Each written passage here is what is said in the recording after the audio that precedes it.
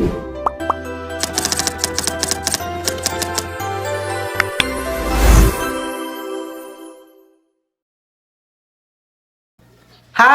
Good day everyone! I'm Carlo James Romero Gromio. So, what is our topic for today?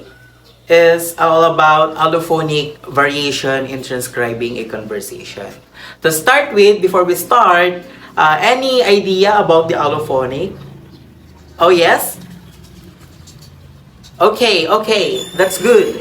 I'm glad that you have already a background knowledge about the allophonic variation. So, ayan, our topic for today is all about allophonic variation in transcribing a conversation. So, what is allophone?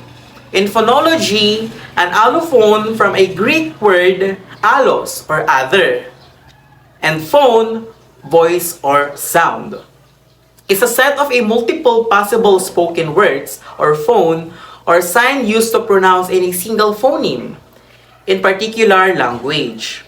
For example, in English, the voiceless plosive T as in stop. Once again, stop. In particular language, and the aspirated form of stop form like TH as in top. Top. Did you hear the word H, TH, like stop, stop, top, top. Pag voiceless, stop, stop. Pero kapag na-aspirate na siya or in aspirated form, it top. Did you notice the TH, something like that? Like T, top. So, I'll continue. Are allophones for the phoneme T. While these two are considered to be different phonemes in some languages as Thai, on the other hand, Spanish, the as in dollar, and O as in nada, nada. Are allophones for the phoneme D, while these two are considered to be different phonemes in English. So, the specific allophone, with such allophones being called positional variants. But some allophones occur in free variation, replacing sounds by another allophone of the same phonemes usually does not change the meaning of words. But the result may sound non-native or unintelligible.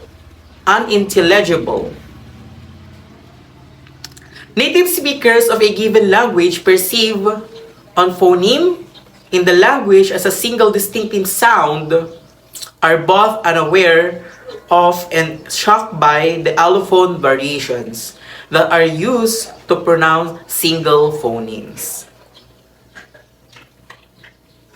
For example, there are many allophonic processes in English: lack of plosion, nasal plosion, partial devoicing of sonorants, complete devoicing of sonorants, partial devoicing of obstruent, lengthening and shortening vowels, and retraction. For you to be able to recognize or to determine the allophonic variation, we must learn how to aspirate or the aspiration. So in English, a voicely plosive PTK is aspirated, has a strong explosion of breath. It is at the beginning of the first or stressed syllable in word. For example, the PH as in pin, pin, pin, and P as in spin, spin, are allophones for the phoneme P.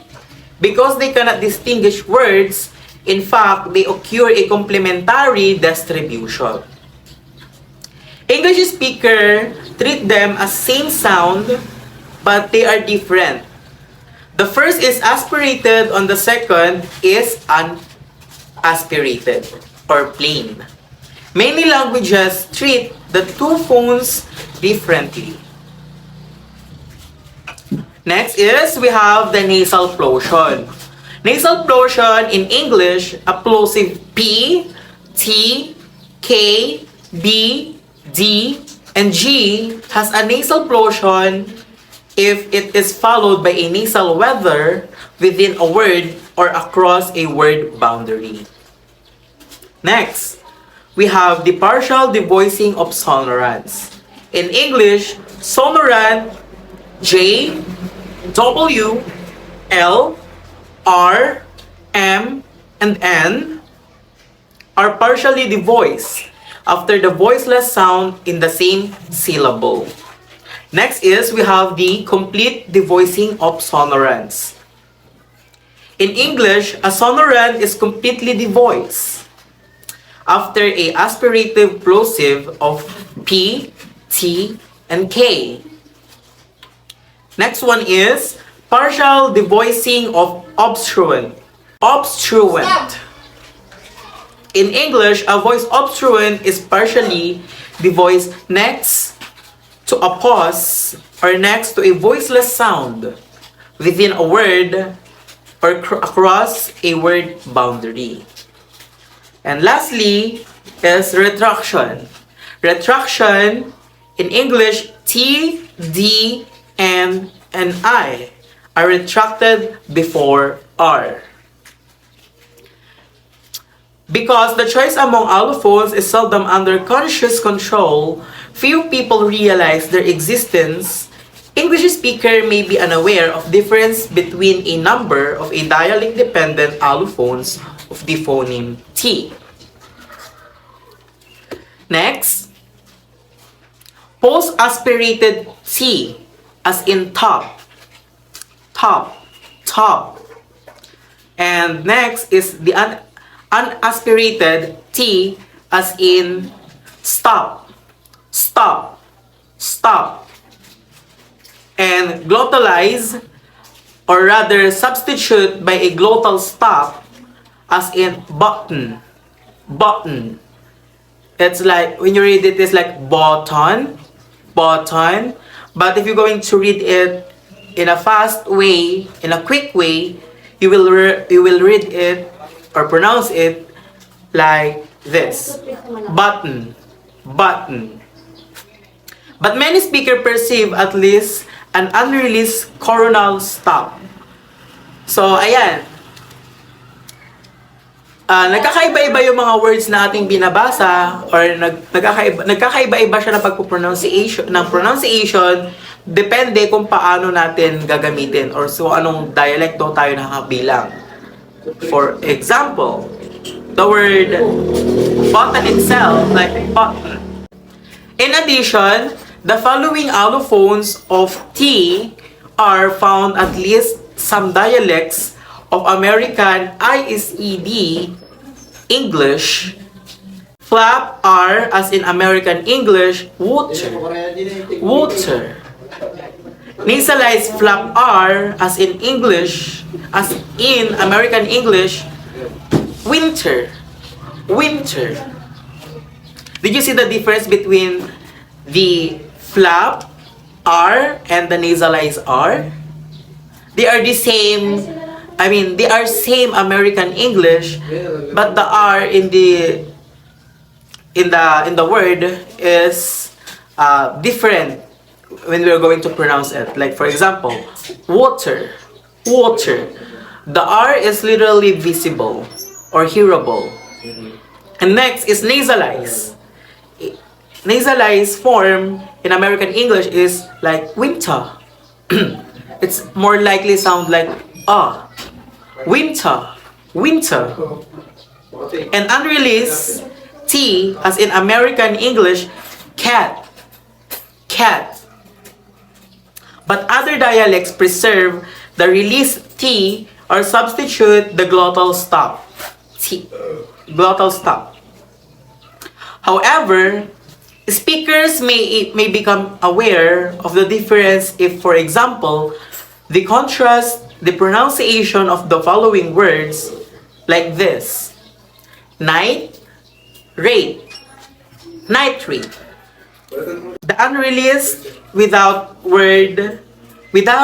a word space between is nitrate. But when you're going to aspirate this word, for example, the word nitrate. Nitrate, are you going to read it fast, like nitrate? See the difference between nitrate and nitrate. So next, a flame that is held in front of the lips while those words are spoken flicker more for the aspirated nitrate than the unaspirated nitrate. The difference can also be felt by holding the hands in front of the lips. Nitrate, nitrate, and nitrate. Nitrate. See the difference? You're going to see your lips, how it opens, like nitrate. Nitrate. And the aspirated one is nitrate. Nitrate. So see the difference between an aspirated and aspirated. For a Mandarin speaker, for whom T and TH are separate phonemes, the English distinction is much more obvious than for a English speaker who has learned since childhood to ignore the distinction.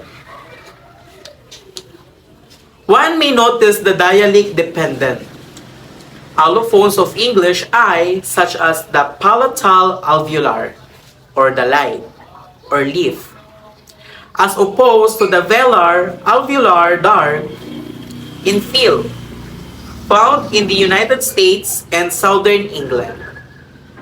The difference is much more obvious to a Turkish speaker, for whom I and I are separate phonemes, than to an English speaker for whom they are allophone of a single phonemes. This description are more sequentially broken down in the next section. So next, I'm going to explain the four general type of allophonic variation for vowels. First, we have the nasalization, monophthongization, diphthongization, and reduction.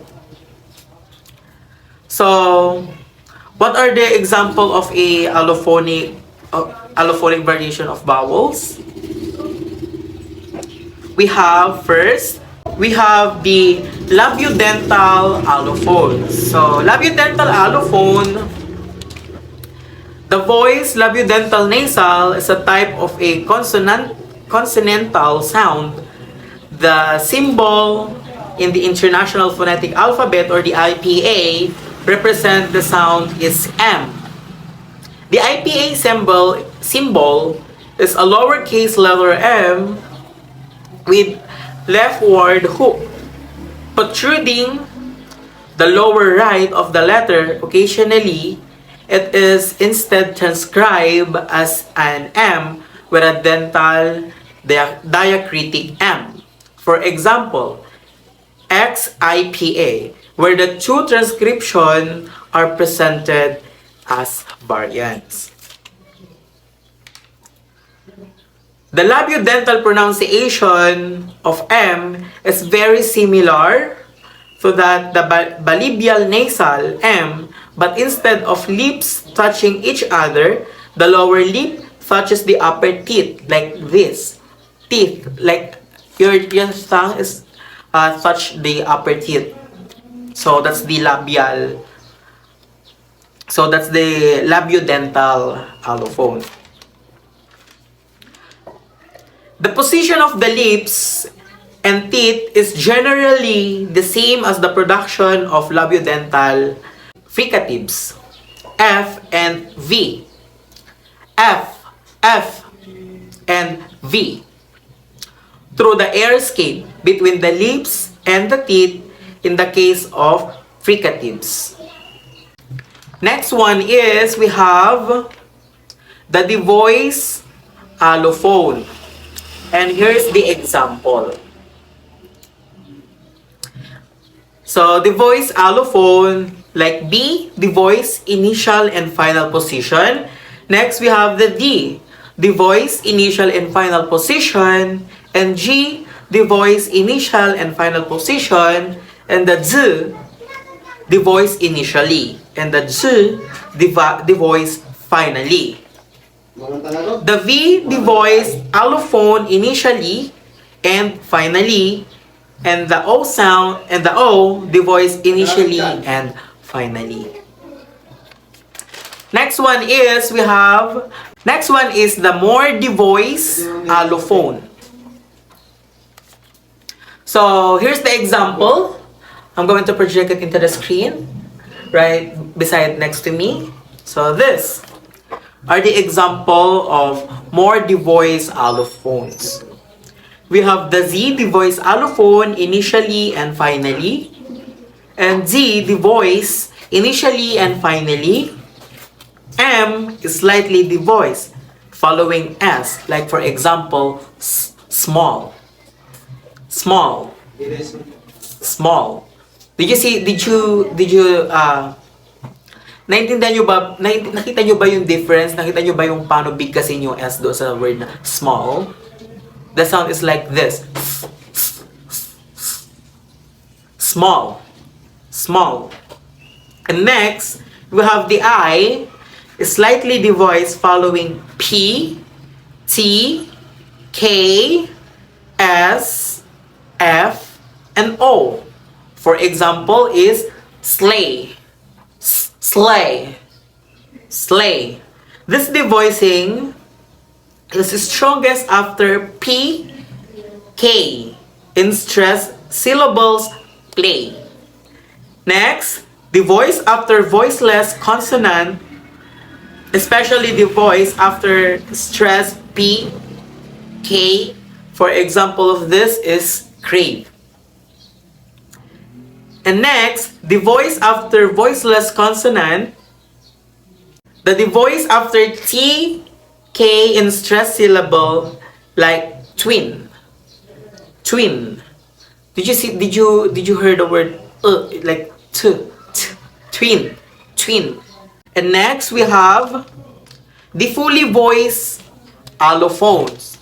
So pag sinabi kasi fully voice allophone, it is literally na maririnig mo yung word or manonotice mo na yung word or yung allophones variation doon is talaga maririnig. For example, this one. B. Fully voiced medial position in word meaning between vowels or the voice sounds. D. Fully voiced medial position in word. And G. Fully voiced medial position in word. And H. Between vowel like behave. Behave. Did you notice the word H and F like behave? Behave. So thank you. And next one is we have next is the dental allophones. So the dental allophone, I'm going to flash it again in the screen. T, D, and N. For example, the T, the dental before dental fricatives like 8. 8. That's the example for T, dental. And V, dental before dental fricatives like for the example with. And next example is dental before dental fricative like tent. Yes. Yan. So, ayan, nasusundan naman. So, ayan, let's continue the discussion. And next is, we have the rounded allophone. So, what are the rounded allophone? First, we have the TW. Here again. It is a rounded before round vowel. Like, for example, tooth.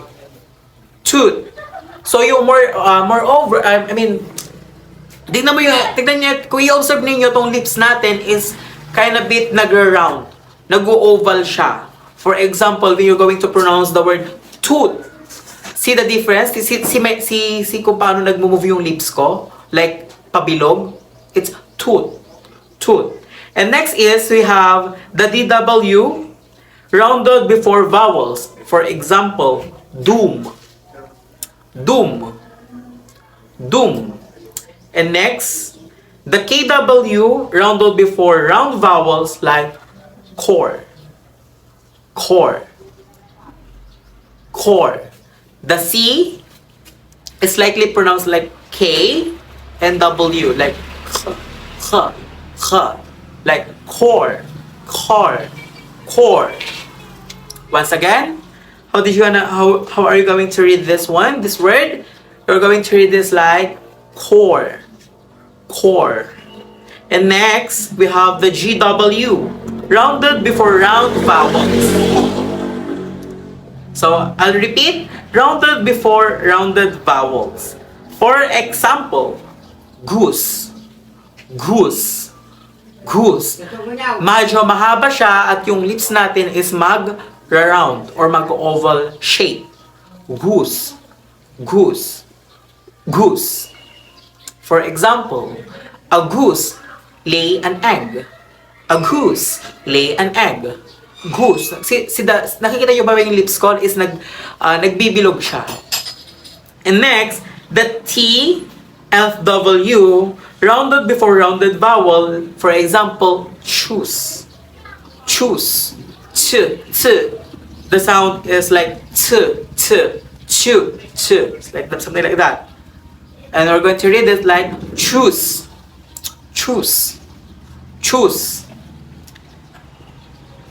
Though often rounded is more context. So the TW, rounded before rounded vowel, for example, E, G, or like ju.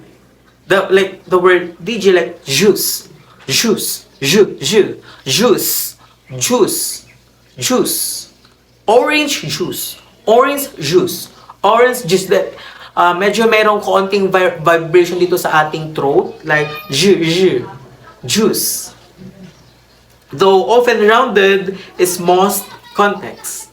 And lastly, we have the OW, rounded before rounded vowel, like for example, thought, thought, thought, thought. And next one is we have the post-alveolar allophone. And post-alveolar allophone is the T, V, and N.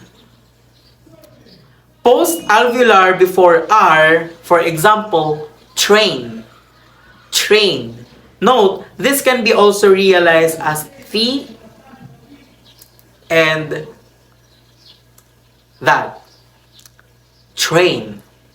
Next, we have the D post-alveolar before R. For example, is drain. Drain. Drain. Drain. See the difference between train, train, and drain. Note, this can also be realized as DR. And lastly, the N post-alveolar before R. For example, like unrest, unrest, unrest. And next, we have the fronted allophones. And what are the fronted allophones or front allophones? We have the K, G, and N. The first one is fronted before front vowel. For example, key, key, key. Next, we have the G, the G sound. Fronted before front vowel like geese, geese, geese. And lastly, the N fronted after front vowel like sing, sing, sing. And next, we have the retracted allophones. So first, we have the K, retracted before back vowels. For example, car, car, car. Next, we have the G retracted before back vowels, guard, guard. Kung mapapansin niyo dito sa part na to, so when you're going to pronounce the word guard, yung tongue natin is medyo nagbabak siya. Pabak, pabak, at rounded yung ating lips. Guard, guard. Kaya lang, medyo mabilis. Like for example, I'm going to read it. Guard, guard. Yung dila natin hindi siya palabas. Hindi siya palabas. It's more likely paloob. Like guard. Kasi pangit naman kung sabihin mo na you're going to pronounce the word guard as guard. Guard. Diba ang pangit pakinggan? So, back vowel, retracted before back vowel, like guard. Guard. And next, we have the end, retracted after the back vowel, song. Song. Song. Back vowel pa rin siya, pero mas deep. Parang hihinga tayo, something like that. Song. Song. Parang, rounded pa rin, kaya lang mabilisan yung pagbigkas, like the word song. Song. Hear it again. So, dialect variation, dialects after replace O with T or F. Next, dialect often replace O with D or V. Final, the Z often anglicized to Z or like the Z sound like garage. The last, kung mapapansin nyo sa pinakabandalo sa may word na garage, garage, garage, garage. So next we have many dialect drop H altogether. Some choice between S and J in sound like issue, issue, casual, casual. In American English, it's issue, issue. But in England accent, there is like issue, issue, issue, something like that. And next, we have the word casual, usual, and appreciate, appreciate, appreciate. Note that some speaker use a different phoneme for the spelling WH. This is M, or also considered as cluster HW. This is a voiceless fricative version of W. So the R, like tap, tap. R, trill, trill. Retroflex, retroflex, and R as ovular, ovular. May be found in some styles and dialect in place of R. R. And next we have the syllabic sound. The syllabic sound, like this one in the screen. Syllabic word like button, button. There is meron tayong tinatawag dito na shua, shua, or the silent letters. Button. The T is kinda bit nagsa-silent kasi something ganun yung pagbigkas. Like button, a button, and next is a burden, burden, burden. The syllabic T, syllabic sound as in bottle, bottle, bottle, battle, or bottle, pag mas mabilis. Careful lang tayo sa pagbigkas natin kasi pwede tayong magkaroon ng pwede siya magkaroon ng ibang meaning, or it will have an other meaning. Battle, battle is the fight that held in the arena. Battle. And bottle is a thing. Usually, for example, soft drink bottle. And lastly, we have the other allophones. We have the flap medially before weak syllable for T, and glottal stop for T before syllabic or R, and we have the C for H before the J, hue, hue, hue, hue. For example, hue. And next, the C for J after P, K, and H, like pew, pew, pew, cure, cure, cure, cure, or hue. So that's the example.